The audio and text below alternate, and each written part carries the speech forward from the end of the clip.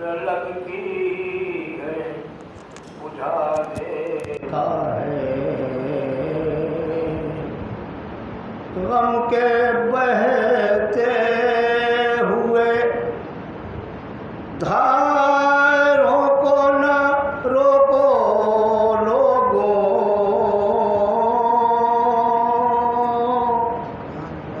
غم کے بہتے ہوئے دھاروں کو نہ روکو لوگوں،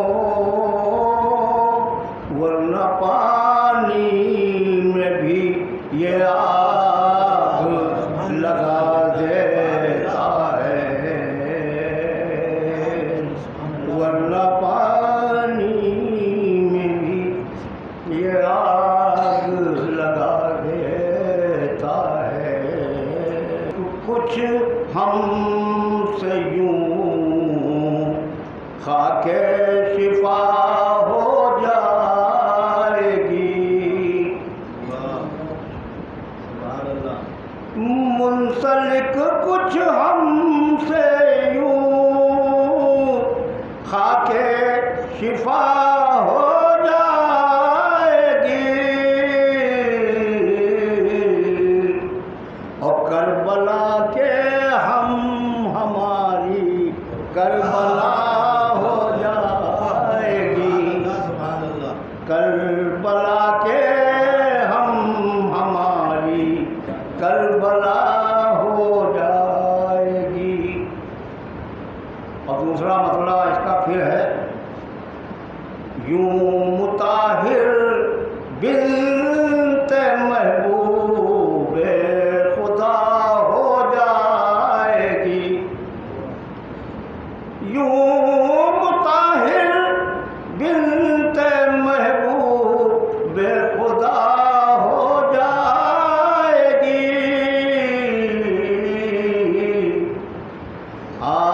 کے عصمت خود کنیز فاطمہ ہو جائے گی۔ اب شعر ہے یہاں سے، حسرت بیعت چلی جب شام سے بولے حسین، حسرت بیعت چلی جب شام سے بولے حسین، ارے کربلا آنے تو دو اس کی دوا ہو جائے گی، کربلا آنے تو دو اس کی دوا، اور کہ یہ ردا چھیننے والوں کو کیا معلوم تھا، ردا چھیننے والوں کو کیا معلوم تھا، اور بے ردائی دین کے سر کی ردا ہو جائے گی، اور تب نظر آئے گا دنیا میں نمازوں کا عروج، تب نظر آئے گا دنیا میں نمازوں کا عروج، جب نماز حق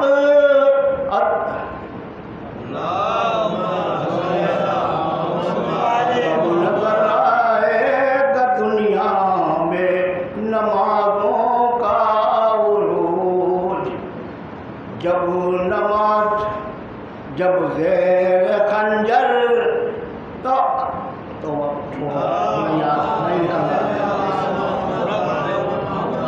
ترمیم والا سن لیجیے، بس وہی خاص ہے۔ خوب واقف تھے حسین ابن علی اس بات سے، خوب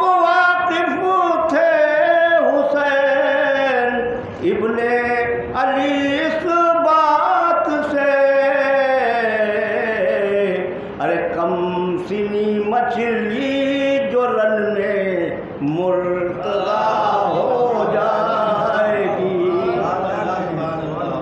خوب واقف تھے حسین ابن علی اس بات سے. ارے کم سنی مچھلی جو رن میں مرتضی ہو جائے گی. اب میں اب گزارش کر رہا ہوں عالی جناب سید مشاہد عالم صاحب سے کہ وہ ممبر افروز ہوں. نعرہ سلوات.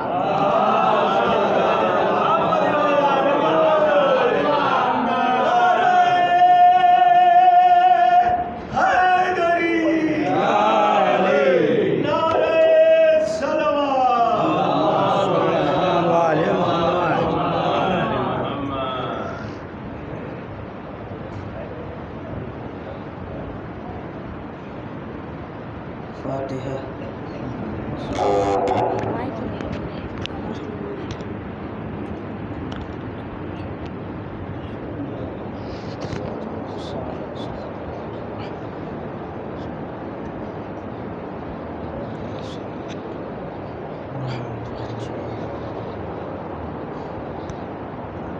لا حول ولا قوة إلا بالله العلي العظيم.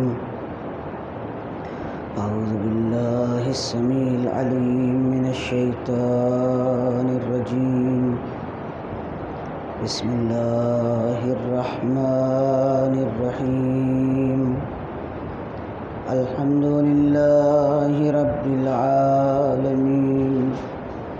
الصلاة والسلام والتحية والإكرام على النبي الأمي المكي المدني الهاشمي الأبتهي سيدنا ونبينا وشفيع ذنوبنا وطبيب قلوبنا مولانا أبي القاسم محمد.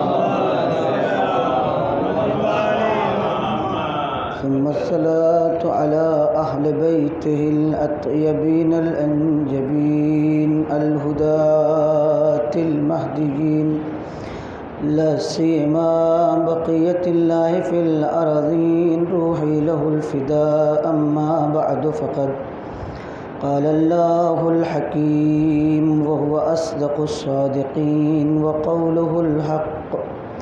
بسم الله الرحمن الرحيم. من المؤمنين رجال صدقوا ما عاهدوا الله عليه فمنهم من قضى نحبه ومنهم من ينتظر وما بدلوا تبديلا.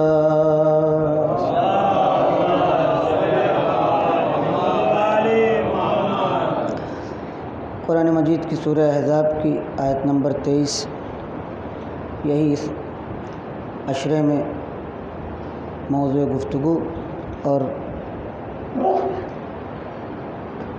کردار اصحاب حسین اور شہادت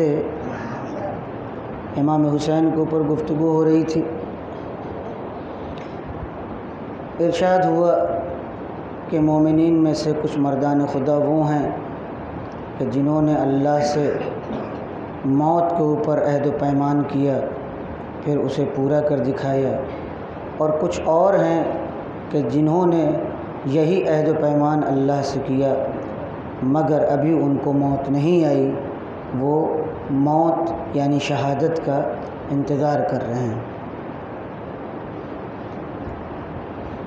اس آیت کو تقریباً 3 جگہ امام نے خود اسی کربلا کے سفر میں تلاوت کی،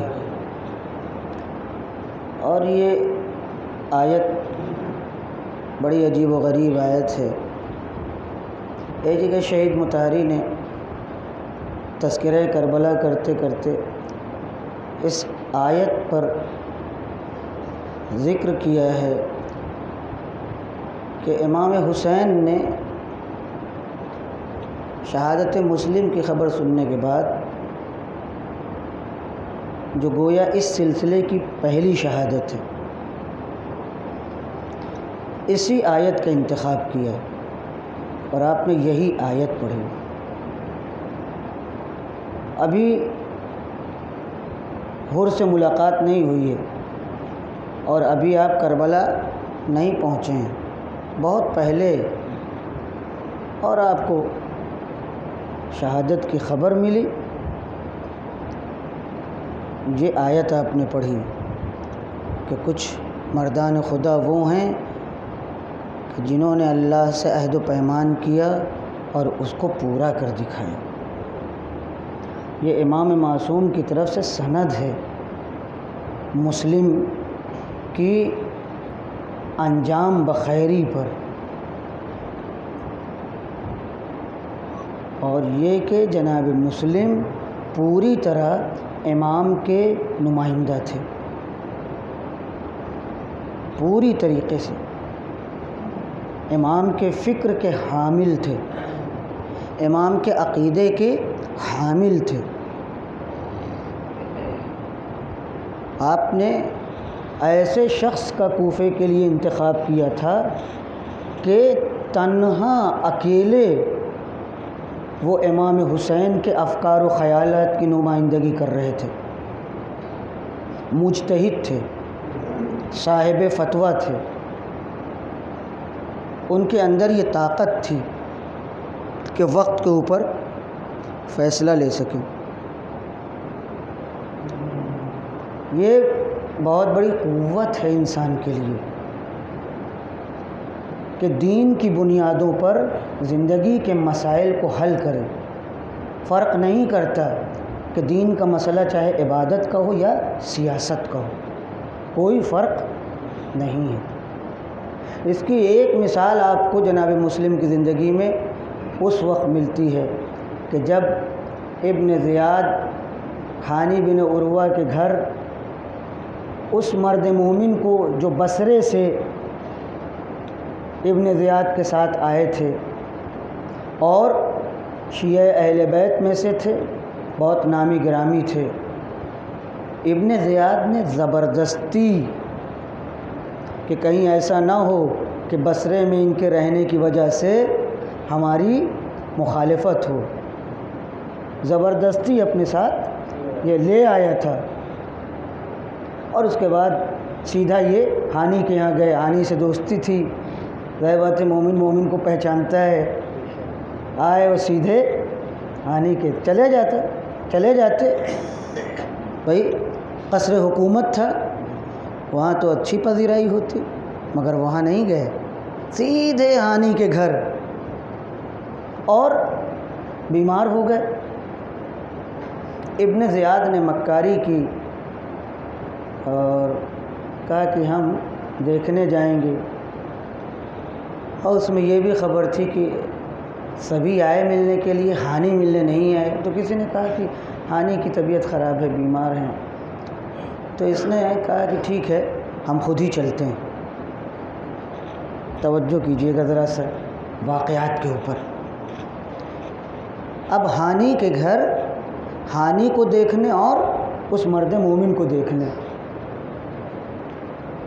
ادھر ابن زیاد چلا۔ جیسے ہی ہانی کو پتہ چلا گھر میں اور جو افراد تھے شیعہ تھے، محب اہل بیت تھے، از جملہ وہ جو بصرے سے آئے تھے، ان کا نام چونکہ میرے ذہن میں اس وقت نہیں ہے، انہوں نے کہا کہ یہ بہت ہی پست آدمی ہے، بڑا ذلیل آدمی ہے، آ تو رہا ہے، بہت اچھا موقع ہے، یہیں پہ اس کو ختم کر دو۔ دیکھیے یہ واقعہ پہلا واقعہ نہیں ہے اور آخری واقعہ بھی نہیں ہے۔ اتنا بڑا دشمن آپ سمجھ لیجئے، ابن زیاد اگر مار دیا گیا ہوتا تو ہم یہ کہہ سکتے ہیں کہ شاید کربلا رونما نہ ہوتی، کیونکہ ساری فوجوں کا بھیجنے والا کوفے سے یہی تھا۔ جو واقعہ یہاں ہے بالکل ایسے ہی کربلا میں ہے۔ شمر سامنے کھڑا ہوا بے ادبی کر رہا ہے اور زہیر قین اور کہتے ہیں آقا یہ میرے سامنے ہے، ایک تیر میں اس کو میں ختم کر سکتا ہوں، اجازت دیجیے۔ امام نے کیا کہا؟ میں پہل نہیں کر سکتا۔ مسلم، اب آئیے، مسلم کوفے میں ہیں، ابھی کربلا یہ واقعہ بھی ابھی نہیں ہوا ہے، مگر مسلم دیکھیے نظر رکھتے ہیں کہ امام کے کیا خیالات ہیں، امام کے کیا خیالات ہیں۔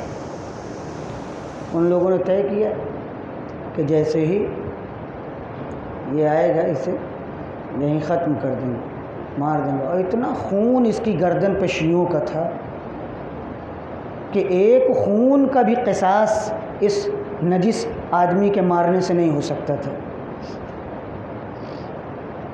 تو ان لوگوں کا سوچنا کوئی غلط نہیں تھا، مگر دیکھیے ایک تعلیم اہل بیت رکھنے والا، خاندان اہل بیت کا پروردہ مسلم ابن عقیل، وہ خاموش تھے، ساری جلسے کی کارروائیاں سن رہے تھے۔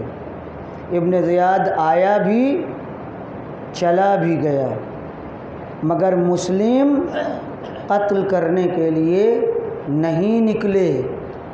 پوچھا مسلم بڑا موقع گنوا دیا، تم نے چھوڑ دیا، اگر قتل کر دیتے تو بہت بڑا کام تھا، کیوں نہیں قتل کیا؟ مسلم نے کہا، توجہ چاہوں گا، مسلم نے کہا 2 وجہ تھی۔ دیکھیے مجتہد ہے، 2 وجہ تھی۔ ایک تو یہ کہ ہانی کی زوجہ اس بات کو ناپسند کرتی تھی کہ اس کے گھر میں کسی کا قتل ہو۔ دیکھیے میزبان کی رعایت۔ اور نمبر 2، میں نے رسول خدا کی حدیث سنی ہے کہ دھوکے سے کسی کو قتل کرنا یہ ایمان کا شیوا نہیں ہے۔ اللہ اکبر۔ قتل نہیں کیا، اس کے بعد آپ کو پتہ ہے ہانی کے ساتھ کیا سلوک ہوا، کیونکہ عبید اللہ سمجھ گیا تھا کہ میرے ساتھ سازش ہوئی ہے۔ جب بار بار ایک ہی کلمہ وہ دہرا رہے تھے، جو بصری تھے، تو فوراً وہ اٹھ گیا کہ کوئی بات ہے، اور وہ چلا گیا۔ ابن زیاد کے جانے کے بعد ہانی نے کہا کہ تم نے مجھے خطرے میں ڈال دیا، اور یہی ہوا۔ ہانی کو گرفتار جب کیا گیا تو ساری چیز، تو یہ آیت جو میرا سرنامہ سخن ہے، جب مسلم کی شہادت کی خبر آپ کو پہنچی ہے تو آپ نے سب سے پہلے اسی آیت کو پڑھا، من المؤمنون رجال۔ اس آیت سے بتانا کیا مقصود تھا؟ شہید مطاری کہتے ہیں کہ امام بتانا چاہتے ہیں کہ ہمارا آخری ہدف کہاں تک ہے، کہاں تک ہم جانا چاہتے ہیں۔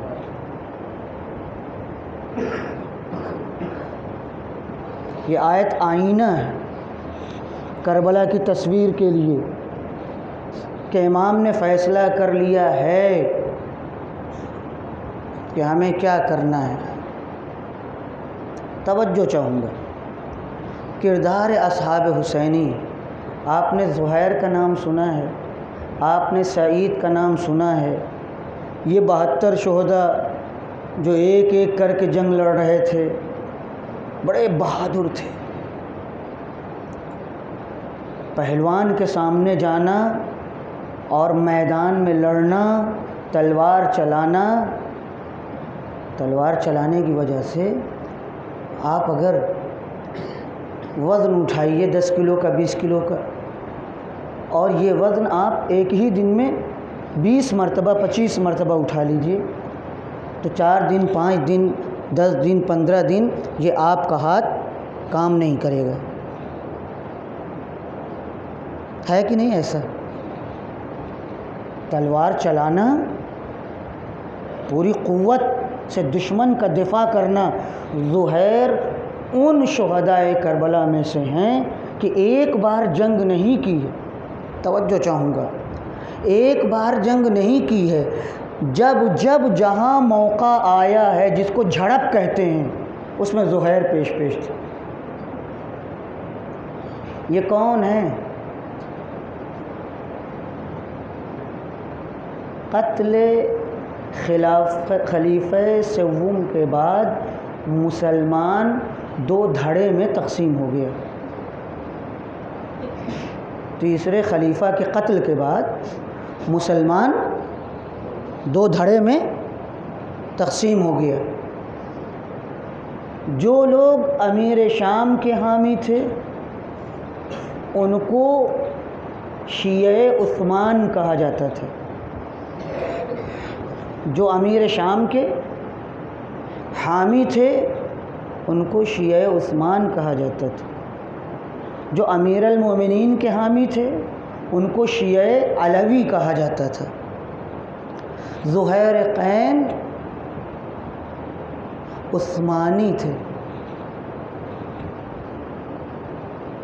شیعہ علوی نہیں تھے۔ امیر شام کے پروپیگنڈے کا شکار تھے اور حضرت عثمان کے حامیوں میں تھے، توجہ چاہوں گا میں،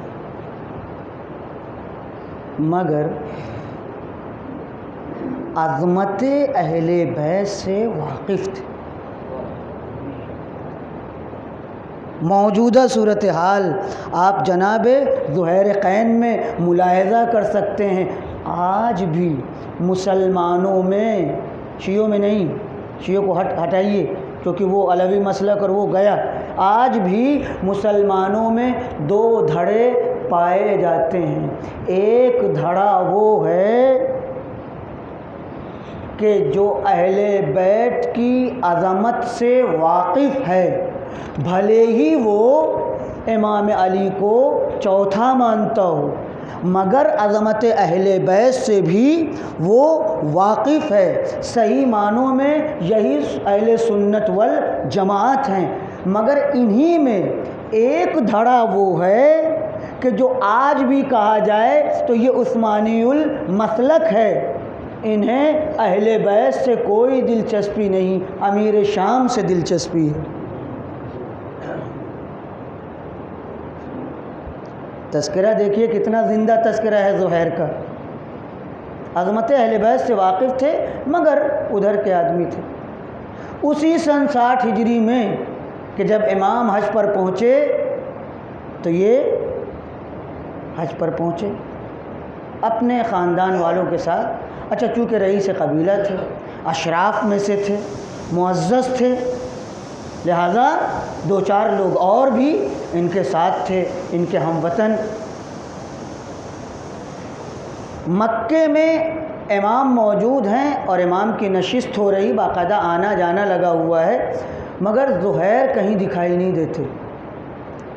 احتیاط یہ ہے کہ کہیں بھی امام سے ملاقات نہ ہونے پائے۔ دیکھیے کتنی کٹر پنتھی ہے۔ آپ یہ نہیں کہہ سکتے کربلا میں سب امام حسین کے چاہنے والے تھے۔ کربلا شخصیت امام حسین ایک مقناطیسی کشش رکھتی کہ دشمن کو دوست بناتی ہے، اور جو کسی وجہ سے پہلے دھوکے سے دوست ہو گئے تھے، دنیا داری کی وجہ سے انہیں اپنے سے دور کرتی ہے۔ شمر کون تھا؟ شمر کون تھا؟ یہ معرکہ صفین میں علی علیہ السلام کے ساتھ تھا۔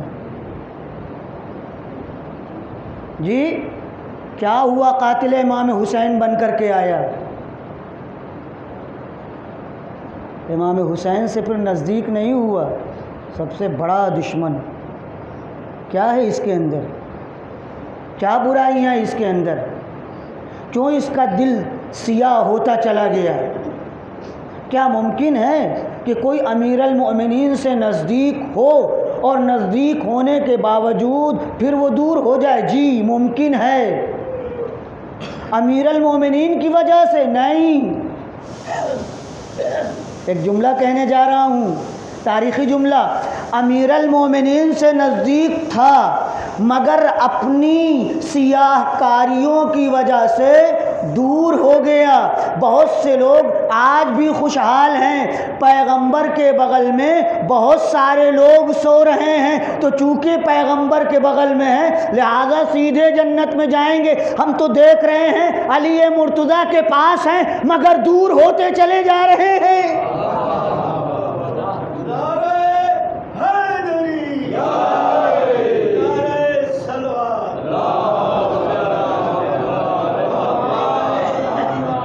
یہ تصورات غلط ہیں۔ زہیر امام سے ملنا نہیں چاہتے مگر امام ہیرے کی شناخت رکھتے ہیں، جانتے ہیں یہ ہمارا آدمی ہے، دشمن کے درمیان پھنسا ہوا ہے، یہ ہمارا آدمی ہے۔ اور امام وقت ہوتا ہے، امام ہادی برحق ہوتا ہے۔ اتفاق، اور خدا کرے ایسے اتفاقات ہوتے رہیں۔ توجہ چاہوں گا، ایک جگہ دونوں کا خیمہ ایک ہی جگہ مجبوراً لگا، جگہ ہی نہیں تھی، جگہ ہی نہیں تھی، جائے تو کہاں؟ بھئی کبھی کبھی ہوتا ہے نا، ہمارے ہندوستان میں ہوتا ہے کہ آپ نے سلیپر کا ٹکٹ لیا، 500 میٹر آگے بڑھے، ٹی ٹی آیا، کہا وہاں اے سی میں خالی ہے، چلیے آپ وہاں چلے جائیے۔ ہوتا ہے یہ؟ توجہ چاہوں گا، سلیپر کا ٹکٹ تھا، بمبئی تک جانا تھا، 1500 کلومیٹر کا فاصلہ تھا، مگر زہ نصیب آئیے اب آپ فرسٹ اے سی میں۔ زہیر کے ساتھ یہی ہوا، سلیپر نہیں، تھرڈ کلاس کا ٹکٹ لے کے چل رہے تھے۔ توجہ چاہوں گا، مگر حسین کو پتہ تھا کہ یہ وی آئی پیز میں سے ہے، لہذا فوراً جیسے ہی خیمہ نصب ہوا قاصد کو بھیجا، زہیر سے کہو حسین بلا رہے ہیں۔ اب اگر یہ ٹھہر جائیں تو تھرڈ کلاس کے، اور اگر آ جائیں تو وی آئی پیز میں سے، کیا کہنا زہیر کی زوجہ کا؟ کس قسم کی، میں اپنی زبان میں کہہ رہا ہوں، کس قسم کی خاتون تھی؟ اے زہیر بڑے عجیب آدمی ہو، کیسے انسان ہو؟ حسین ابن علی تم کو بلا رہے ہیں اور تمہیں جانے میں تأمل ہے؟ اچھا میں جا رہا ہوں۔ اٹھے فوراً تیار ہو گئے، سنیے گا، گئے۔ تاریخ نے بہت ساری چیزیں نہیں لکھی، آپ کو خود پڑھ کر کے نکالنا پڑے گا۔ توجہ چاہوں گا، بہت توجہ چاہتا ہوں میں آپ کی۔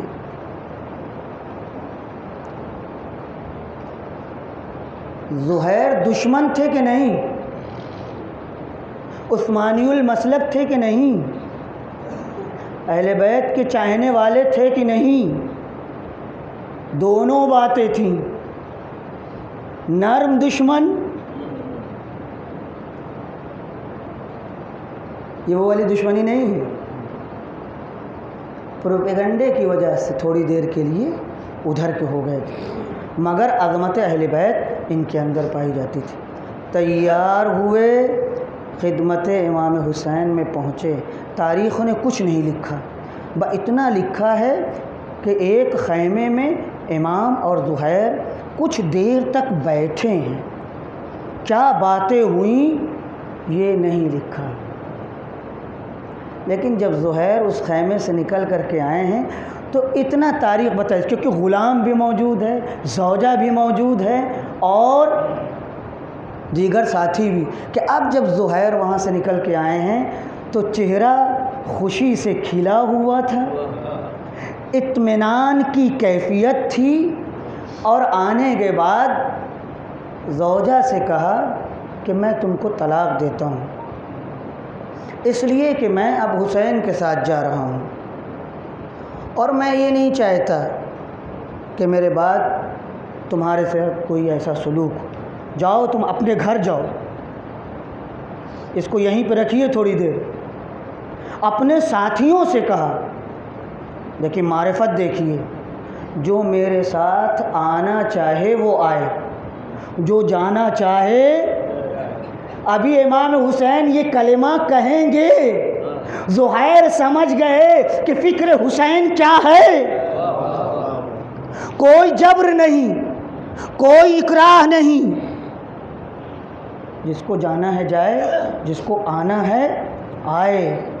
یہ اختیاری سودا ہے، جبری سودا نہیں ہے۔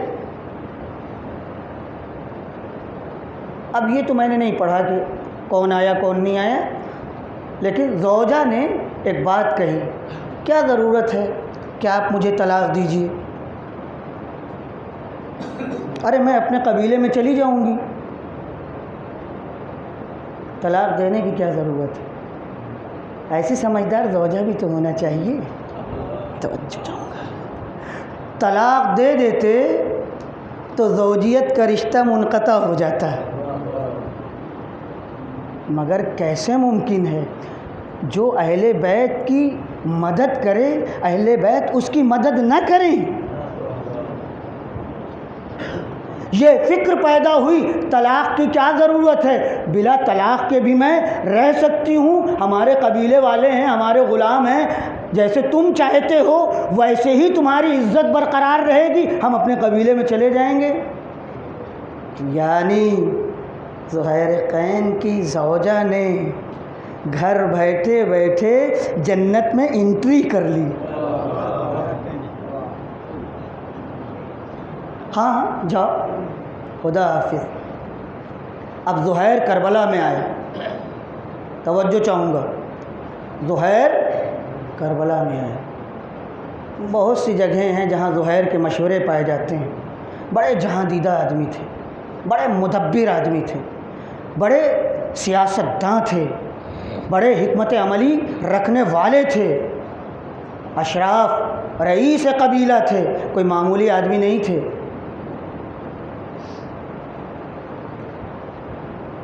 نماز کا وقت آیا، روز عاشور، نماز کا وقت آیا۔ آپ کے ساتھی ہیں سعید، زہیر اور سعید۔ سعید خدمت امام میں آئے، یہ دوسرا تذکرہ، اب میں اس سے ذرا سا چھوڑ رہا ہوں تاکہ دو ایک تذکرے آج ہو جائیں۔ سعید آئے۔ اچھا، سعید عربی میں کہتے ہیں سعادت مند کو، خوش بخت کو۔ آپ جانتے ہیں نا، نام کا اثر ہوتا ہے، لہٰذا یہ چنٹو پنٹو یہ سب نام نہیں رکھنا چاہیے، اسلامی نام رکھنا چاہیے،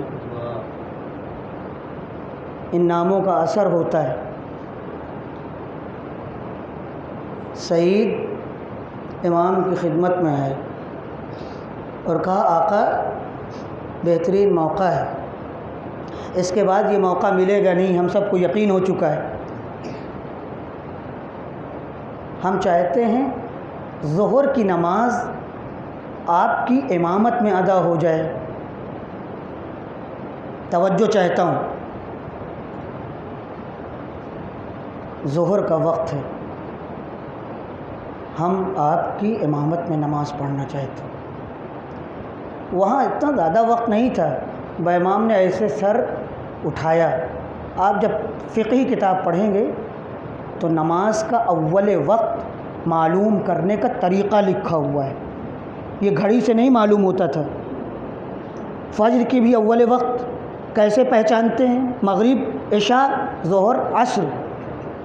امام نے ایسے ہی آسمان کی طرف دیکھا، دوپہر کا وقت تھا، کہا ہاں یہ اول وقت ظہر ہے۔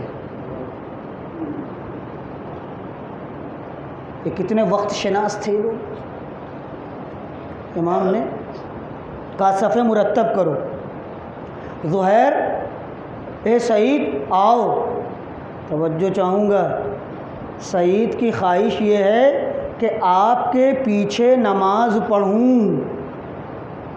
ان کو امام کی پیچھے صف میں کھڑا ہونا چاہیے، مگر کربلا میں ہر چیز کا تصور ہمیں صحیح مل رہا ہے.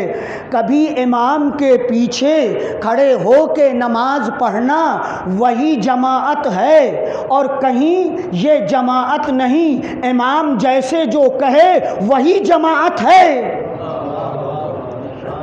سعید اور زہیر کے بارے میں نہیں ملتا کہ امام کے پیچھے نماز پڑھی، کہا تو مگر جماعت میں نہیں دکھائی دیے. سامنے امام کے کھڑے ہو گئے، امام یہاں نماز پڑھ رہے ہیں، امام کے آگے میں کہوں گا کیا کہنا سعید، اب تم امام ہو، چونکہ امام نے تم کو امام بنا دیا.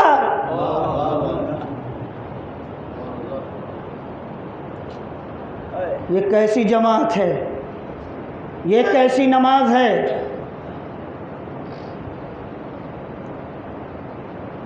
اشہد انک قد اقمت الصلاۃ وآتیت الزکاۃ. ہم گواہی دیتے ہیں آپ نے نماز پڑھی نہیں، نماز قائم کی.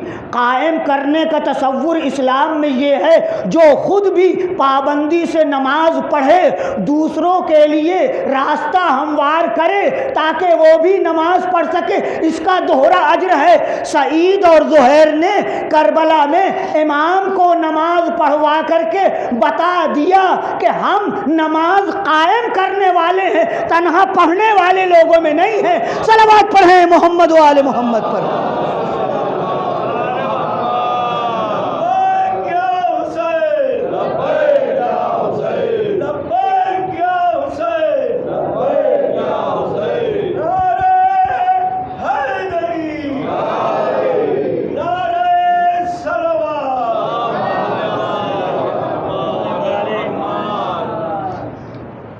جمعے کے دن ہم دیکھتے ہیں، عید کے دن دیکھتے ہیں لوگ ٹوپی پہنے ہوئے بھاگے چلے جا رہے ہیں، بھاگے چلے جا رہے ہیں. کہاں؟ مسجد. نماز کا وقت ہے، نماز کا وقت ہے. تمہیں پتہ نہیں یہ نماز کس نے پہنچائی یہاں تک؟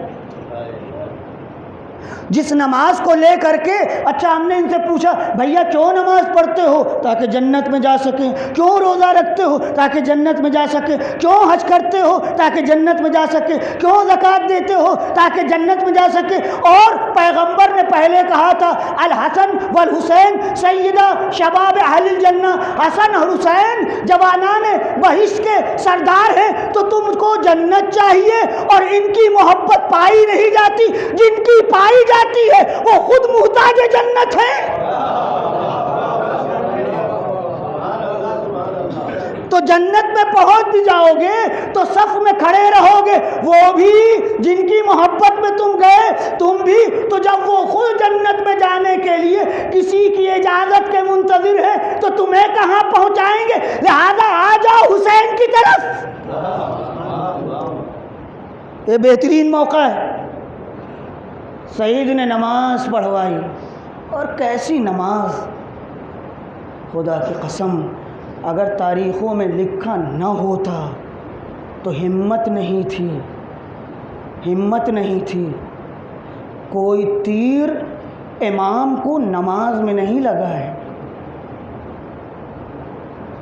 سعید اور زہیر نے بڑھ بڑھ کر کے سارے تیر اپنے بدن پر، اور زہیر کو تو اتنے تیر لگے تھے، اتنے تیر لگے تھے کہ نماز کے بعد ادھر سجدہ تمام ہوا، ادھر سعید زمین پر گر پڑے.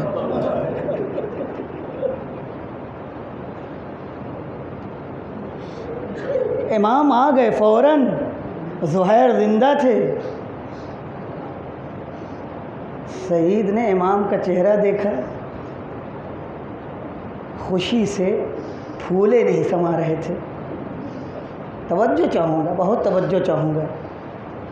سعید نے امام سے کہا اوفیت یبن رسول اللہ، کیا حق ولایت میں نے ادا کیا؟ حق محبت میں نے ادا کیا؟ فرمایا نعم، ہاں ہاں، تم نے حق وفا ادا کر دیا۔ تم نے جو ایک ماموم کا فریضہ ہوتا ہے اپنے امام کے تحت، وہ فریضہ تم نے ادا کیا۔ سنیں گے؟ اس کے بعد امام وہیں بیٹھ کر کے ایک ایک تیر نکالنے لگے۔ اللہ اکبر! یہ نوازش، یہ شفقت۔ سعید دنیا سے گزر گئے مگر زہیر ابھی حیات ہے۔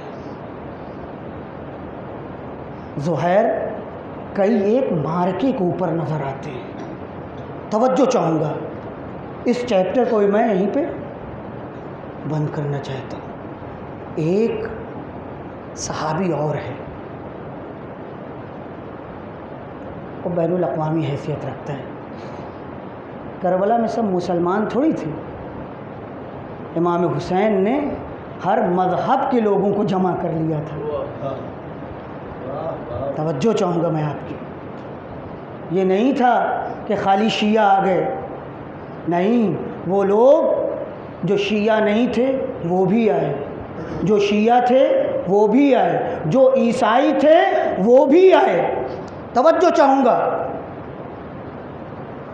اسی واقعہ کربلا میں آپ آگے بڑھ رہے ہیں، ایک منزل پر پہنچے، منزل ثعلبیہ، وہاں آپ نے قیام کیا۔ امام چہل قدمی کے لیے خیمے سے باہر ہے، دیکھا ایک خیمہ نصب ہے، گئے اس خیمے کے پاس، سلام کیا۔ ایک بوڑھی عورت نکلی، نام پوچھا، قبیلہ پوچھا، تم کئے لوگ ہو؟ اس نے سب کچھ بتایا۔ کہا ہم 3 لوگ ہیں، ایک ہمارا جوان بیٹا ہے جس کی ابھی جلدی ہی ہم نے 9-10 دن پہلے شادی کی ہے، یہ ہماری بہو ہے اور میں اس کی ماں ہوں۔ کہا بیٹا کہاں ہے؟ کہا وہ اپنی بھیڑیں اور بکریاں لے کر کے چراگاہ میں گیا ہے۔ کہا کب آئے گا؟ توجہ چاہوں گا، جنت کا سردار جنت بانٹنے چن چن کے آیا ہے۔ کب آئے گا؟ کہا شام کو۔ کہا کوئی تکلیف ہے؟ کہا ہاں۔ کہا کیا؟ کہا پانی بہت کم ہے یہاں، پانی کی بڑی دقت ہے۔ امام نے کہا میرے ساتھ آؤ۔ کچھ دور آگے ایسے ہی چند قدم بڑھے اور ایک جگہ امام جا کے بیٹھ گئے۔ وہاں بیٹھنے کے بعد آپ نے کچھ پڑھا، تلاوت کی، آیتیں پڑھیں اور دعا کی۔ اب مجھے صحیح یاد نہیں ہے کہ آپ نے نماز بھی پڑھی یا نہیں پڑھی، مجھے یاد نہیں ہے، لیکن یہ یاد ہے مجھے کہ امام نے وہاں بیٹھ کے کچھ پڑھا۔ ایک پتھر تھا، پڑھنے کے بعد اس پتھر کو کھسکا دیے، وہاں سے ایک چشمہ ابلتا ہوا دکھائی دیا۔ یہ ایک کرامت راستے میں امام کی ملتی ہے۔ اس بڑھیا نے جب یہ دیکھا تو عجیب کیفیت طاری ہوئی اس کے اوپر کہ یہ کون بزرگ ہیں، یہ کون بزرگ ہے کہ جس کا حکم پانی پہ بھی چلتا ہے، زمین پر بھی چلتا ہے، یہ کوئی بہت خدا رسیدہ ہے۔ آپ کون ہیں؟ کہا میں پیغمبر کا نواسا ہوں۔ کیا نام ہے؟ حسین۔ آپ کے بابا کون ہیں؟ علی مرتضیٰ۔ ماں کون ہے؟ فاطمہ زہرا۔ سب بتا دیا۔ اس کے بعد امام نے ایک جملہ کہا، جب تمہارا بیٹا آئے تو میرا اس کو سلام کہہ دینا اور کہہ دینا کہ انہوں نے یاد کیا ہے، مولا نہ جان نہ پہچان، یہ امام ہے، کہہ دینا امام نے، حسین نے یاد کیا ہے۔ شام ہو گئی، امام اس منزل سے آگے بڑھ گئے، وہب چراگاہ سے گھر آئے، ہاتھ پیر دھو کے بیٹھے تھے، ماں سے گفتگو ہونے لگی۔ ماں نے کہا بیٹا آج عجیب و غریب اتفاق ہوا۔ وہب نے پوچھا کیا؟ کہا ایک بزرگ آئے تھے، ان کا نام یہ تھا، ان کا حلیہ ایسا تھا، اور دیکھو یہ ان کا معجزہ ہے۔ بس جیسے ہی وہب نے سنا، ایک صالح بیٹا تھا، پاکیزہ بیٹا تھا، دل میں فوراً امام کی محبت پیدا ہو گئی۔ اس نے کہا اماں کیا خیال ہے؟ وہب قلبی کی ماں نے کہا بیٹا میں سمجھتی ہوں کہ انہی کے قدموں میں رہا جائے، انہی کے ساتھ فوراً تیاری شروع، اور امام کے پیچھے پیچھے یہاں تک کہ امام تک پہنچ گئے۔ توجہ چھوڑ گئے، امام نے کلمہ پڑھایا، مسلمان ہوئے، وہ بھی مومن۔ توجہ، بہت توجہ۔ معرکہ کارزار گرم ہوا، وہب کی ماں نے اپنے جوان بیٹے کو اپنے پاس بلایا، کہا بیٹا میں چاہتی ہوں کہ تم بھی حسین کے کام ہو۔ وہب نے کہا والدہ اگر آپ کی خواہش ہے تو میں اس کے لیے تیار ہوں۔ بیوی، جوان بیوی، ابھی کچھ دن پہلے شادی ہوئی، وہ سن رہی تھی۔ اس نے ایک مرتبہ ایک جملہ کہا وہب تو پھر ہمارا کیا ہوگا؟ ہمیں کس کے سہارے چھوڑ کے جا رہے ہیں؟ بوڑھی ماں نے سمجھا کہیں ایسا نہ ہو کہ بہو بیچ میں حائل ہو جائے اور ہمارا بچہ شہادت سے محروم ہو جائے۔ کہنے لگی بیٹا بیوی کے کہنے میں نہ آنا، کل فاطمہ کو جواب دینا ہے۔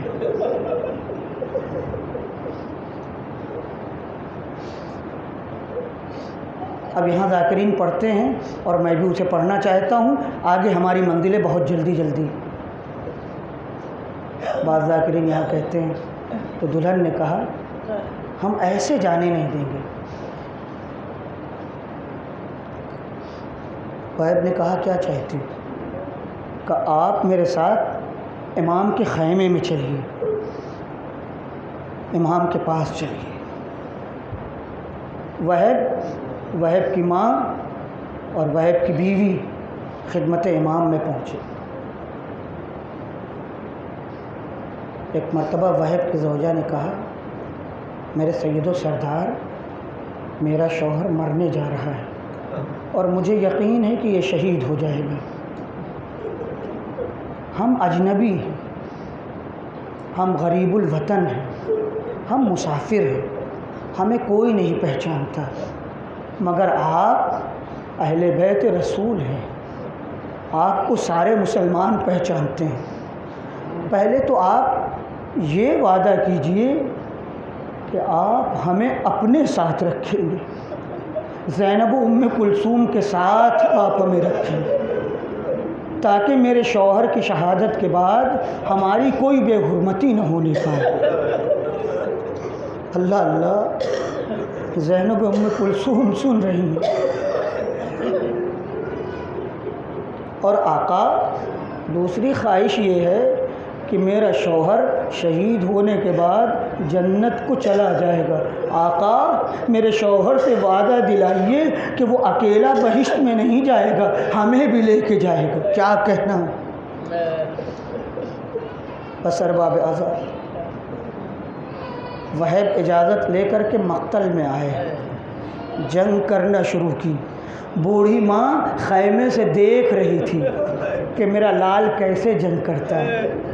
اتنے بہادر تھے کہ جنگ کرنے کے بعد تھوڑی دیر کے لیے ماں کی خدمت میں آئے، جوش شجاعت میں خون بہہ رہا تھا، اور ماں سے کہہ رہے ہیں اماں راضی ہوئیں؟ ماں نے کہا نہیں، جب تک تن و سر میں جدائی نہ ہو جائے میں دودھ نہیں بخشوں گی۔ وہ پھر واپس چلے گئے۔ اللہ اللہ، ایک مرتبہ وہب تیورا کر کے زمین پر آئے، قاتل بڑھا، اور بدن سے سر کو جدا کر دیا، جدا ہی نہیں کیا، بے ادبی یہ کی کہ سر کاٹ کے بوڑھی ماں کی طرف پھینک دیا۔ ماں نے دوڑ کر کے اپنے بیٹے کے سر کو سینے سے لگایا، مگر ایک جملہ کہا کہ ہم اہل بیت کے ساتھ آ چکے ہیں، ہم جو راہ خدا میں دے دیتے ہیں اسے واپس نہیں لیتے۔ سر کو پھر مقتل کی طرف پھینک دیا۔ ارباب اعزاز، ایسے صحابیوں پر حسین کو فخر تھا کہ آخر میں ایسے صحابیوں کو امام حسین نے یاد کیا۔ اکیلے امام بچے، سب مارے گئے۔ خیمے سے باہر امام کچھ سوچ رہے ہیں کہ ایک مرتبہ خیمے میں رونے کی آواز سنائی دی۔ خیمے کے در پر ہے، بہن کیا بات ہے، بہن کیا بات ہے؟ ایک مرتبہ زینب نے کہا، بھیا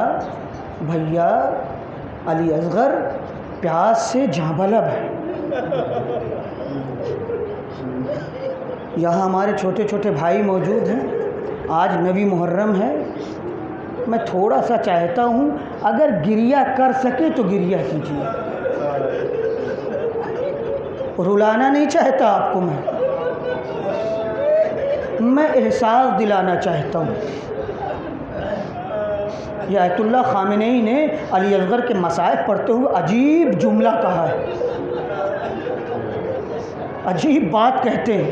وہ خطبہ جمعہ میں، تہران کے خطبہ جمعہ میں آج کے دن علی اصغر کے مصائب بیان کرتے کرتے جہاں ایک سے ایک علماء بیٹھے ہوئے تھے، ایک سے ایک لیڈران بیٹھے ہوئے تھے، آیت اللہ خامنئی خطبے میں جناب اصغر کے مصائب پڑھتے پڑھتے ایک مرتبہ کہتے ہیں کہ اگر تھوڑی دیر کے لیے گرمی بڑھ جاتی ہے، لائٹ چلی جاتی ہے تو گرمی سے ہم پریشان ہو جاتے ہیں، لیکن ہم برداشت کرنے کی قوت رکھتے ہیں، برداشت کرتے ہیں، مگر اگر گھر میں کوئی چھوٹا ننھا منا گودی کا بچہ ہو تو پھر ماں بھی تڑپتی ہے اور باپ بھی تڑپتا ہے۔ کیوں؟ اس لیے کہ بچہ بے زبان ہے، ہم اس کو سمجھا نہیں سکتے، اور ایسے میں اگر بچہ بیمار ہو تو پھر راتوں کی نیند حرام ہو جاتی۔ علی اصغر کی کیفیت یہ تھی کہ ایک قطرہ آب نہیں اور ماں کا دودھ خشک ہو گیا ہے۔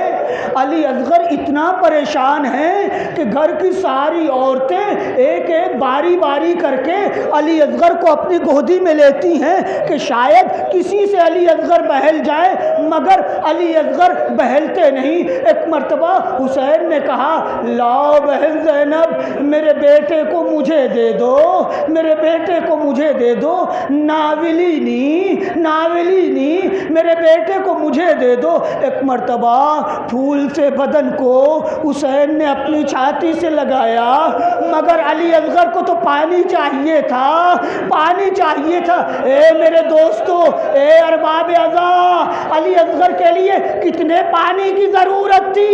اگر 2 قطرہ بھی پانی مل جاتا تو شاید علی اصغر بچ جاتے۔ ارے مقتل میں آئے، پانی کا تقاضا بھی کیا مگر پانی نہ ملا۔ ایک مرتبہ حسین نے محسوس کیا وہ بچہ جو ابھی ہاتھوں کے اوپر بے حس پڑا ہوا تھا، ایک مرتبہ ہاتھ پیر مارنے لگا، اب جو دیکھا تو گلے سے خون بہ رہا تھا۔ حسین بچے کو دیکھنے لگے، چلو کو لگایا، خون اصغر ہاتھوں میں لیا، آسمان کی طرف بلند کیا، پروردگارا تو گواہ رہنا، میرا بچہ ناقے سالے سے کم نہیں۔ خدا آپ کو کسی غم میں نہ رلائے سوائے غم حسین مظلوم کے۔ آج نبی محرم ہے، علی اصغر کا تذکرہ ہے، رباب خیمے میں انتظار کر رہی، سکینہ خیمے میں انتظار کر رہی، زینب خیمے میں انتظار کر رہی ہیں، علی اصغر کو ہاتھوں پر لیے ہوئے حسین خیمے کی طرف بڑھے، مگر حالت یہ ہے کہ بڑھتے ہیں پیچھے ہٹ جاتے ہیں، آگے بڑھتے ہیں پیچھے ہٹ جاتے ہیں۔ ارے کس طرح سے یہ جنازہ ارے عباس سے کہیں زیادہ سنگین نہ تھا، مگر معاملہ یہ تھا کہ اگر رباب نے پوچھ لیا میرے بیٹے کو پانی پلا لے تو میں جواب کیا دوں گا؟ نہیں، گئے خیمے پر، رباب کو آواز نہ دی، کہا زینب باہر آؤ، زینب کو باہر بلایا، ایک مرتبہ علی اصغر کو حوالے کیا، ذوالفقار سے پشت خیمہ پر زمین کو دی، جلتی زمین میں علی اصغر کے پھول سے بدن کو لٹا دیا، اے بیٹا بابا کو معاف کرنا، سیعلم الذین ظلموا أي منقلب ينقلبون